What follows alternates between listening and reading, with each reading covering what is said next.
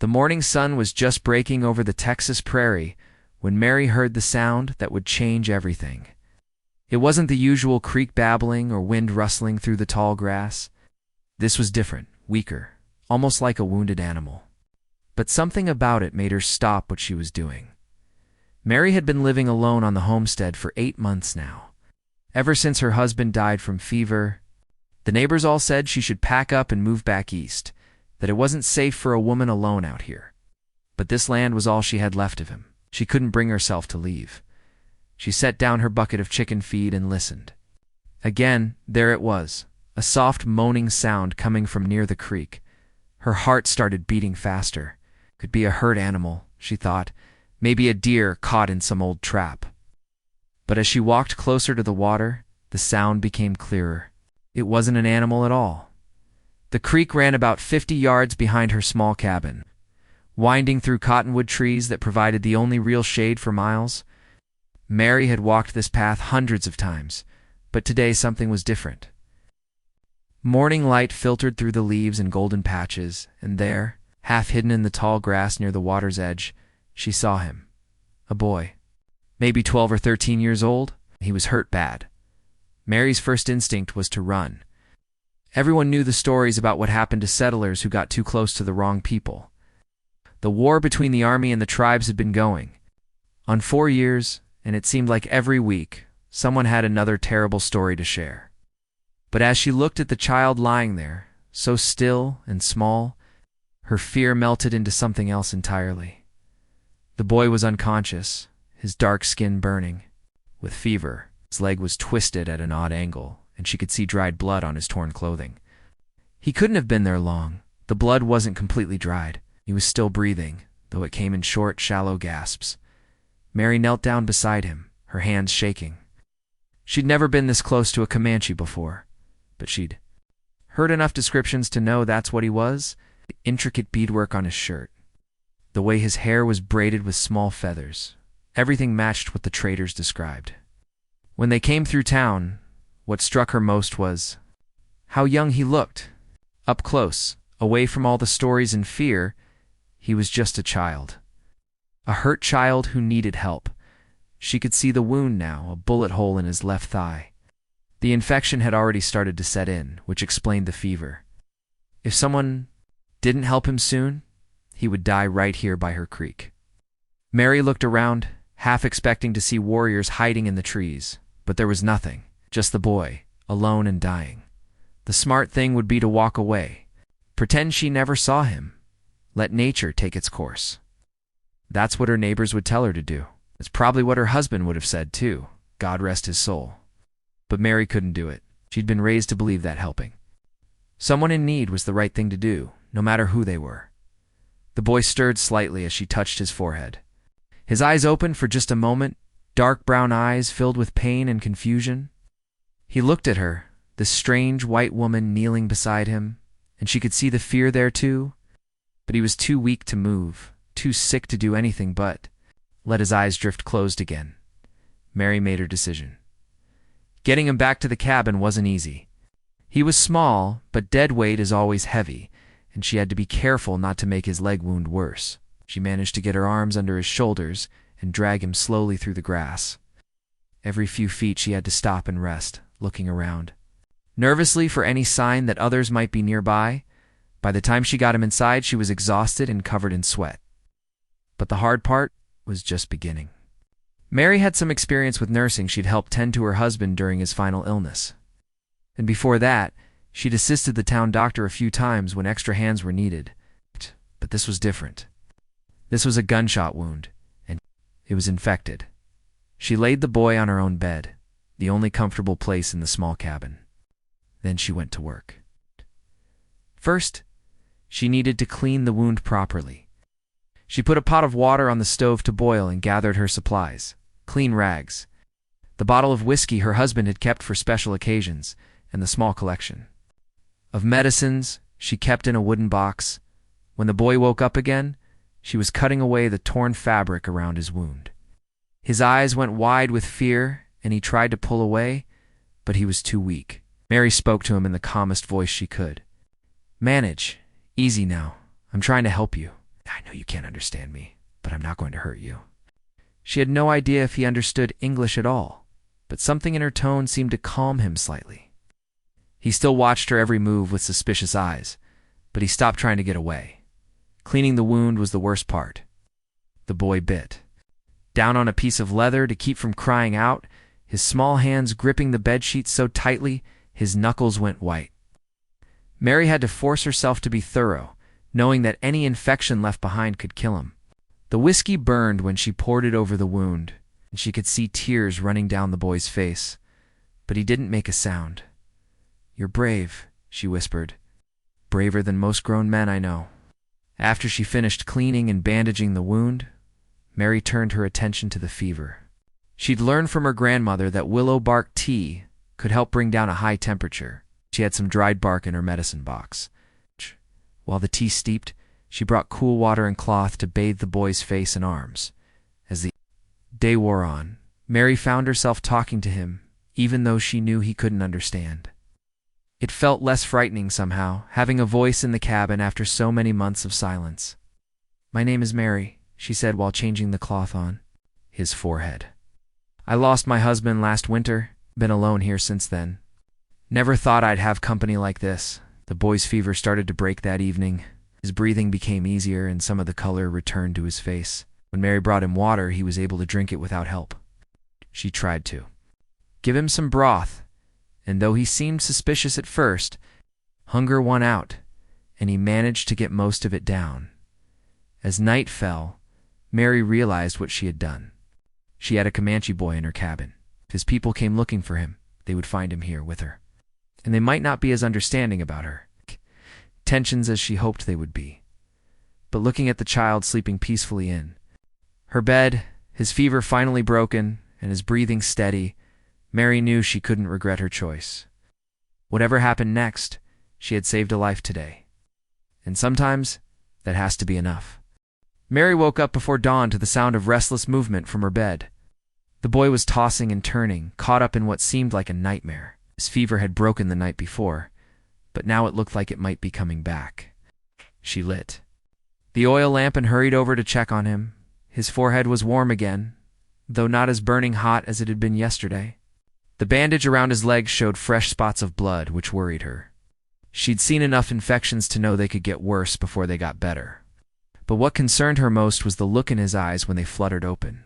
He seemed confused, like he didn't know where he was or what had happened to him. "Hey there," Mary said softly, sitting down on the chair she'd pulled up beside the bed. "How are you feeling?"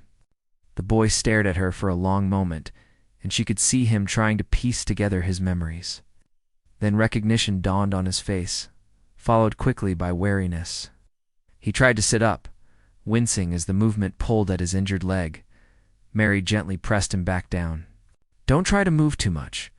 That wound needs time to heal." Even though he couldn't understand her words, something about her tone seemed to reassure him. He settled back against the pillow, but his eyes never left her face. Mary could tell he was trying to figure out what she wanted from him, why she was helping him, instead of turning him over to the soldiers, or worse. She went to the kitchen area and prepared more willow bark tea. While it was brewing, she heated up some leftover chicken broth from the night before. The boy watched every move she made, his head turning to follow her around the small cabin. When she brought the tea over, he shrank back slightly. "I know. It tastes terrible," Mary said with a small smile. "But it'll help with the pain and fever." She mimed drinking and pointed to him, then to his bandaged leg. But the boy seemed to understand. He took the cup with trembling hands and managed a few sips before making a face that made Mary chuckle despite everything. "Yeah, I told you it was awful, but medicine usually is." Getting him to eat was harder. The boy was clearly hungry. She could hear his stomach growling, but he seemed suspicious of the broth. Mary realized he probably had no idea what was in it, or whether she might be trying to poison him. She took a spoonful herself first, making exaggerated motions to show it was safe. That seemed to help. Slowly, carefully, the boy began to eat. He kept watching her face as if looking for signs of deception, but as the warm food hit his empty stomach, hunger won out over caution. Mary found herself fascinated by her unexpected patient. Up close, she could see details she'd missed the day before. His hair was longer than she'd realized, braided with small beads and what looked like a tiny bird feather. There were silver bracelets on his wrists, tarnished now but clearly well made. Everything about him spoke of a family that cared for him, that had wealth and status in his community. "Your people must be worried sick about you," she said, more to herself than to him. "I wonder how far you traveled to end up by my creek." Boy tilted his head at the sound of her voice, and Mary got the strangest feeling that he understood more than he was letting on. When she pointed to herself and said Mary, he repeated the sound back to her, though it came out more like Mari with his accent. Then he pointed to himself and said something that sounded like Tachawika. Mary tried to repeat it, and failed miserably, making him almost smile for the first time since she'd found him. "That's too hard for me," she admitted. "Mind if I call you something easier?" She thought for a moment, then pointed to him again. "Swift. You look like you'd be fast on your feet when you're not hurt."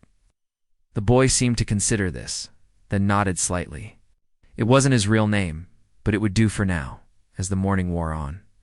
Mary found herself settling into a routine she hadn't expected. She'd change Swift's bandages, help him drink his medicine, and encourage him to eat small amounts throughout the day.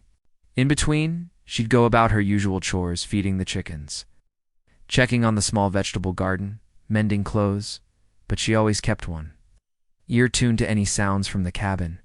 What surprised her was how quickly they began to communicate, despite the language barrier. Swift would point to things he needed, and Mary would try to understand. When he was thirsty, he'd touch his throat. When the pain in his leg got bad, he'd grip the bedsheet and close his eyes tight. Mary learned to read these signals and respond accordingly. By afternoon, Swift was staying awake for longer periods.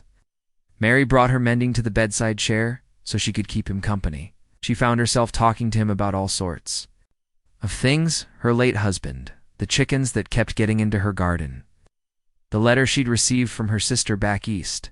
"She thinks I'm crazy for staying out here alone," Mary told him, while patching a torn dress. "Says no good can come of a woman living by herself on the frontier." Maybe she's right. "Look at the situation I've gotten myself into now." Swift watched her hands as she worked, seeming fascinated by the neat, small stitches she made. When she noticed his interest, Mary held up the dress to show him the repair. "My mother taught me to sew when I was about your age," she said. "It took me forever to get the stitches even. She used to say that patience was the most important part of any skill." She looked at Swift's bandages, thinking about how patiently she'd cleaned his wound despite his pain, how gently she'd been feeding him despite her own fears. Maybe her mother's lessons had prepared her for more than just mending clothes. That evening, Mary helped Swift sit up properly for the first time. His leg was still too weak to bear weight, but the infection seemed to be clearing up. The angry red color around the wound was fading, and there was no sign of the streaking that would indicate blood poisoning. "You're getting better," she told him, "stronger every hour." Swift looked down at his bandaged leg, then back at her. For the first time, he spoke a complete sentence in his own language. Mary had no idea what he said, but his tone was serious, almost formal. Then he placed his hand over his heart and nodded to her. Mary felt tears prick her eyes. She didn't need to understand the words to know he was thanking her. "You don't need to thank me," she said quietly. Any decent person would have done the same thing. But even as she said it, Mary knew it wasn't true. Most of her neighbors would have left Swift by the creek or worse. The fact that she'd brought him home, cared for him, risked her own safety for a child from a people considered enemies. That wasn't something just anyone would do. As night fell and Swift drifted off to sleep, Mary sat by the window looking out at the prairie. Somewhere out there, she knew, people were probably looking for this boy, his family, his tribe, maybe warriors who wouldn't understand or care about her good intentions.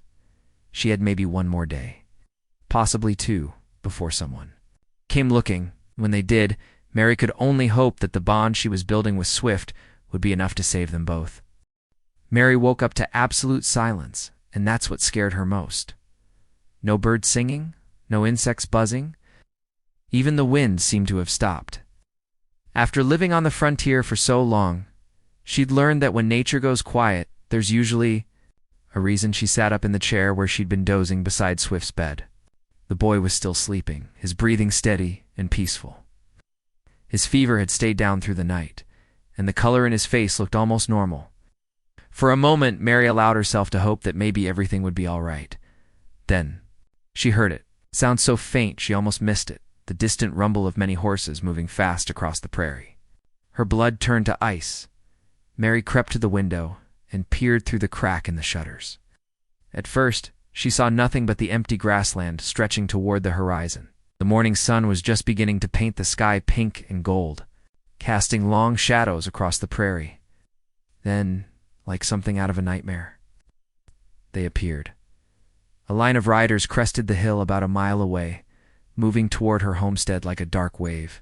Even from that distance, Mary could see there were many of them, too many to count. And they were riding hard, kicking up a cloud of dust that hung in the still morning air. Her hands started shaking as she watched them get closer. These weren't casual travelers or army scouts.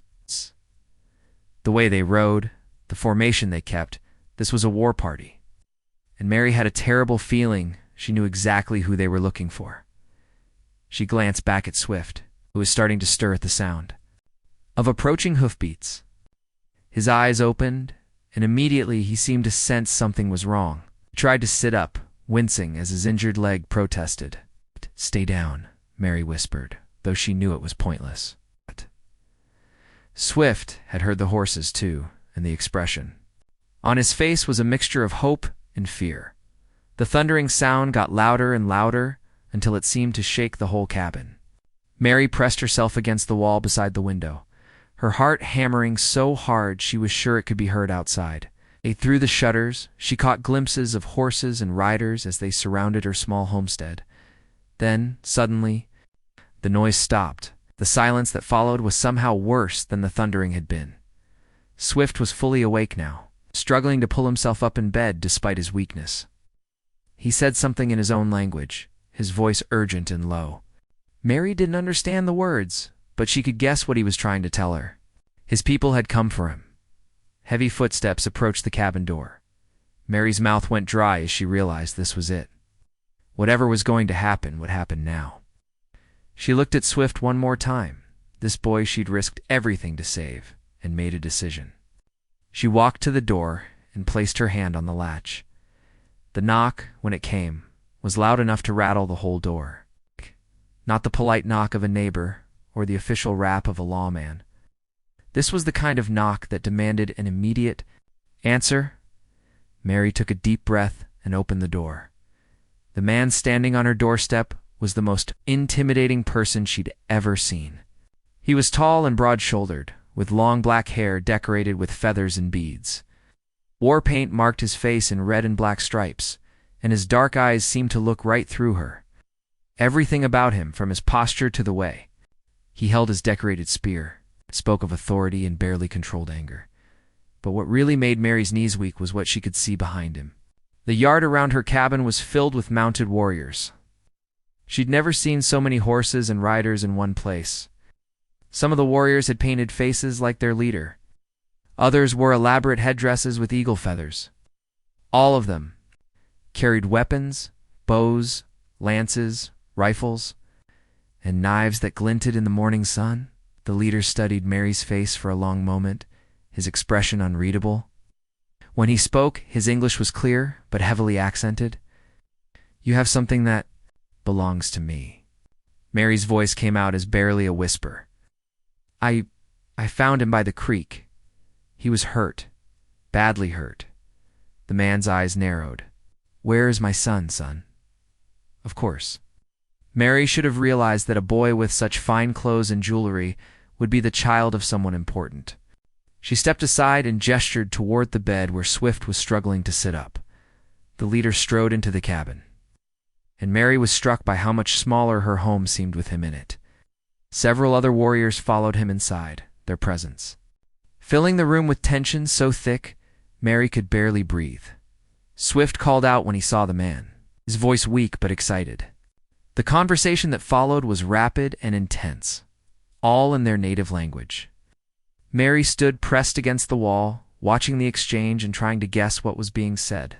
The leader Swift's father. She now realized, knelt beside the bed and carefully examined his son's bandaged leg.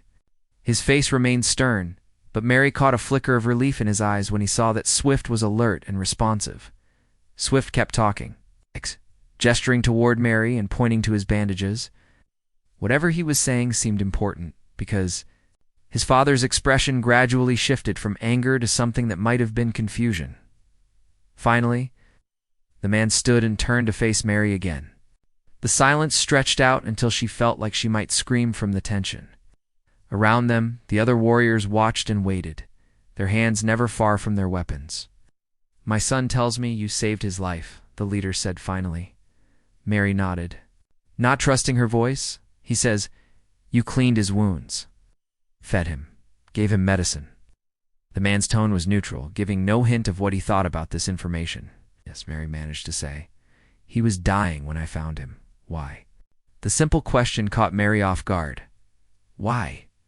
What? Why did you help him? Your people and my people are enemies.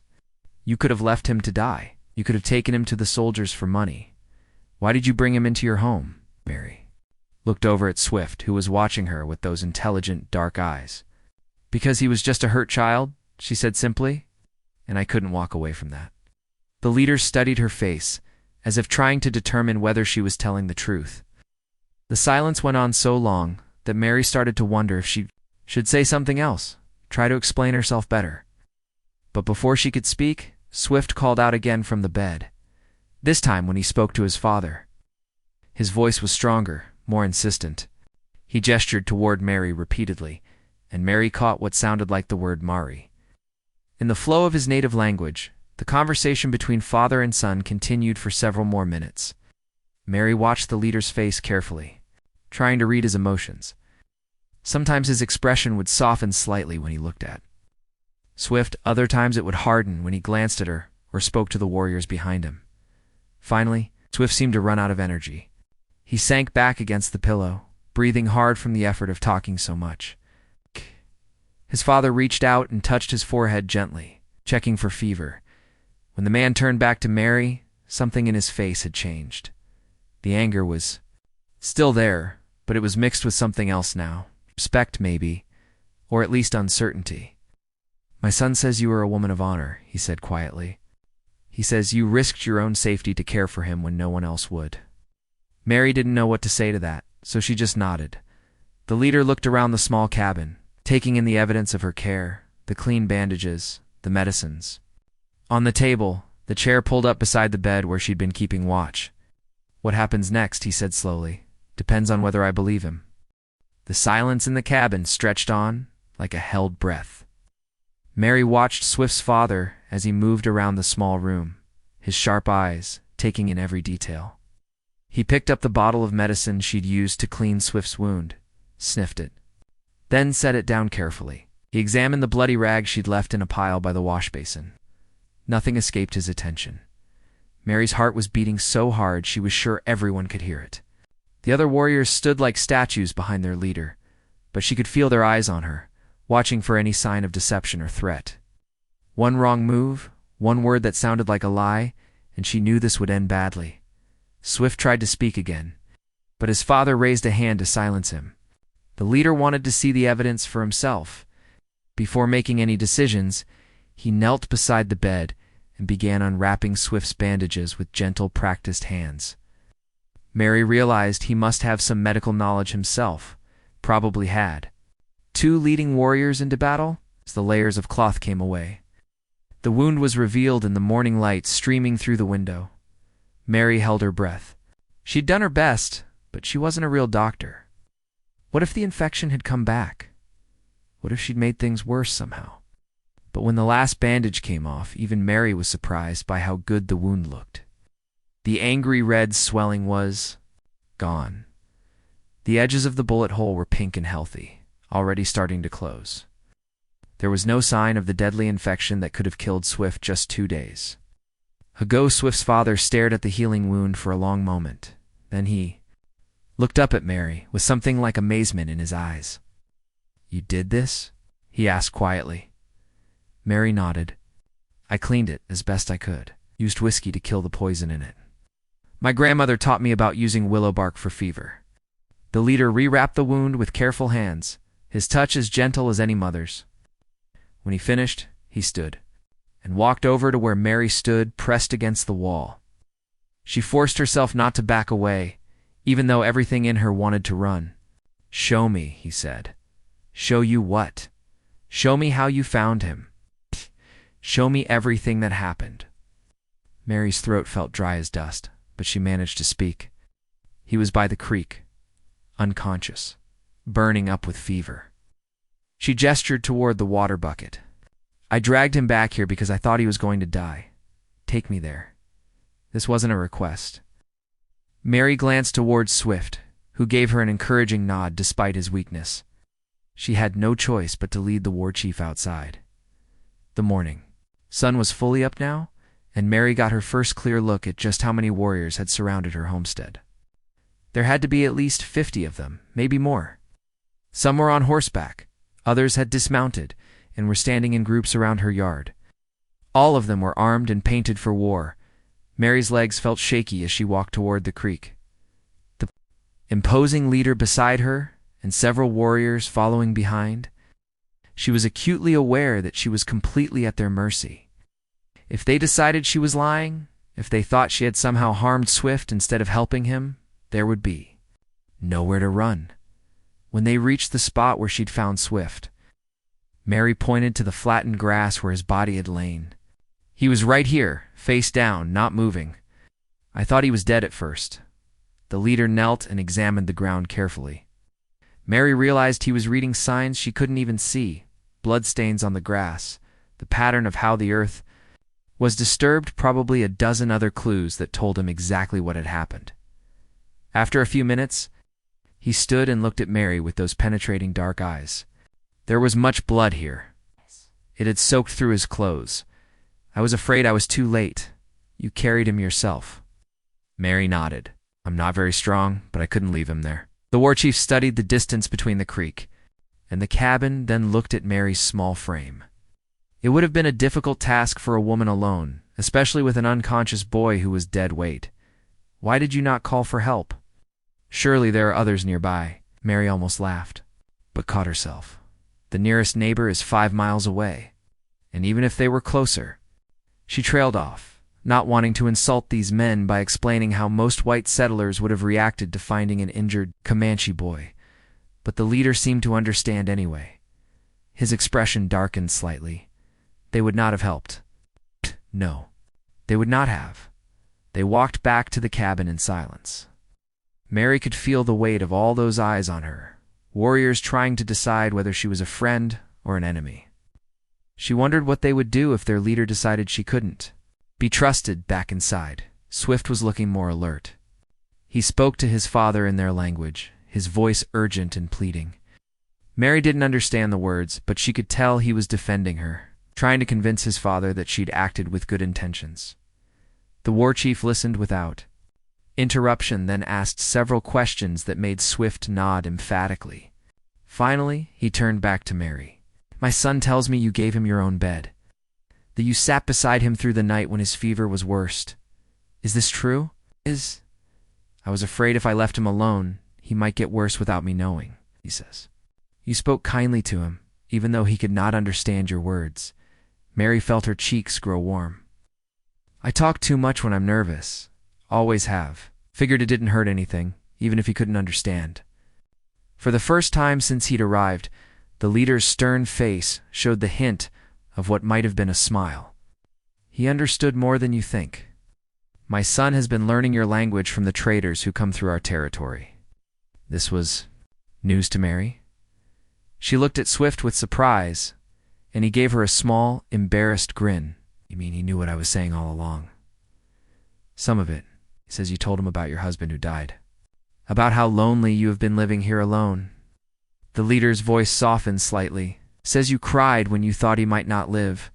Mary felt tears prick her eyes at the memory. I don't like to see anyone suffer, especially a child. War Chief studied her face for a long moment, as if trying to see into her soul. Around them, the other warriors waited silently for their leader's decision. Swift watched from the bed, his young face tense with worry. Finally, the leader spoke to his men in their own language. Mary couldn't understand the words, but she could tell from their tone that he was giving them orders. Some of the warriors nodded and moved toward the door. Others remained where they were. When he turned back to Mary, his expression was unreadable again. "There is one more thing I must know," he said quietly. "My son was shot by white soldiers. 2 days ago, he was scouting near the fort when a patrol found him. They shot him and left him to die." His voice hardened. "You could have turned him over to those same soldiers for a reward. Why didn't you?" Mary met his gaze steadily. "'Cause what they did was wrong, and 2 wrongs don't make a right." The silence that followed seemed to last forever. Mary could hear her own heartbeat, the soft sound of Swift's breathing, the creak of leather as the warriors shifted restlessly. Then, slowly, the war chief reached up and began removing something from around his neck. The necklace that Swift's father lifted over his head was unlike anything Mary had ever seen. It was made of turquoise stones, so blue they seemed to hold pieces of the sky itself. Between the stones were small silver beads that caught the morning. Light and hanging from the center was a carved eagle feather made of white bone. Even Mary, who knew nothing about Comanche culture, could tell this was something sacred and valuable. The war chief held the necklace in his hands for a moment, staring down at it with an expression Mary couldn't read. The other warriors in the room had gone completely still, as if they too understood the significance of what was happening. "This belonged to my father," the leader said quietly, "and his father before him. It has been worn by the chiefs of our family for more generations than I can count." Mary's heart was racing, but she didn't dare speak. She had no idea what was happening, but she sensed that this moment would change everything. The war chief looked up at her, his dark eyes serious but no longer hostile. "Among my people, when someone saves the life of a chief's son, they become family, not by blood, but by honor. This is our oldest law." He stepped forward, and Mary forced herself to stand still, even though every instinct told her to back away. The man was so tall that she had to tilt her head back to look at his face. "Could have let my son die," he continued. "Your people and mine have been enemies for many years, and much blood has been spilled on both sides. It would have been easier for you to walk away." Mary found her voice at last. "I couldn't do that. He was just a child. Yes, just a child. He is my child, my only son." The war chief's voice grew thick with emotion. "When he did not return from his scouting mission, I thought the worst had happened. I gathered my best warriors to search for him, expecting to find only his body." Swift called out from the bed, speaking rapidly in his native language. His father listened, then nodded gravely. "My son reminds me that you not only saved his life, but you treated him with kindness. You gave him your own bed, your own food, your own medicine. You sat with him when he was afraid and alone." The leader paused. "You treated him as you would treat your own child." Tears were running down Mary's cheeks now, though she tried to wipe them away. "Anyone would have done the same thing." The war chief said firmly, "Not anyone. Most of your people see us as animals, not human beings. They would have left my son to die or worse. But you saw past the color of his skin and the language he speaks. You saw only a child who needed help." He lifted the turquoise necklace again, holding it out toward Mary. "This is why I give you this. Not as payment for what you did. No payment could be enough. I give it to you as a sign that you are now part of our family. Dada, under the protection of the Comanche nation." Mary stared at the beautiful necklace, hardly believing what she was hearing. I can't take that. It's too precious. It belongs to your family. And now you belong to our family too." The war chief's voice was gentle but firm. "My son has chosen you as his white mother. In our tradition, this makes you my sister." Before Mary could protest further, he stepped forward and placed the necklace around her neck. The stones were warm against her skin, and she could feel the weight of generations of history settling on her shoulders. The other warriors in the room began to murmur among themselves, but Mary could tell from their tone that they approved of their leader's decision. One of them, an older man with gray streaking his black hair, nodded respectfully to Mary. Swift was trying to sit up again, excitement giving him strength, despite his injury. He spoke to his father, gesturing toward Mary, and the war chief smiled. The first real smile Mary had seen from him. "My son wants to know if you will visit our village when he is well enough to travel. He wishes to introduce you to his mother and sisters." Mary's eyes widened. "You have a family waiting for you too?" "Yes, a wife who has been crying for 3 days, thinking her son was dead. 2 daughters who have been lighting prayer fires every night." The war chief's expression grew tender. "They will want to thank you themselves for bringing their boy home." Mary looked down at Swift, this brave child who had somehow brought 2 enemies together. Would be honored to meet them. The war chief spoke to his men in their own language, giving what sounded like orders. Several of them left the cabin, and Mary could hear them talking to the warriors outside. There was a different feeling in the air now. The tension was draining away, replaced by something that felt almost like celebration. "We will camp nearby tonight," the leader told Mary. "In the morning, when my son is rested, we will take him home. We will not forget what you have done here." He gestured to 2 of his men, who stepped forward, carrying what looked like gifts. One held a beautiful blanket woven in patterns of red, blue, and white. The other carried a leather pouch that clinked softly with the sound of silver coins. "These are for you," the war chief said. "The blanket was made by my wife. The silver comes from trading with the Spanish settlements to the south. We want you to have them." Mary shook her head. "You don't need to give me anything. Seeing Swift get well is enough. In our culture, a debt of honor must be repaid. You saved my son's life. This is only the beginning of how we will repay you." Walked to the window and pointed toward the prairie beyond. "From this day forward, any Comanche warrior who sees this necklace will know you are under our protection. If you are ever in danger, if you ever need help, you need only show them this, and they will treat you as family." Mary touched the turquoise. Stones at her throat, still hardly believing this was real. "What about the soldiers? The other settlers? They won't understand."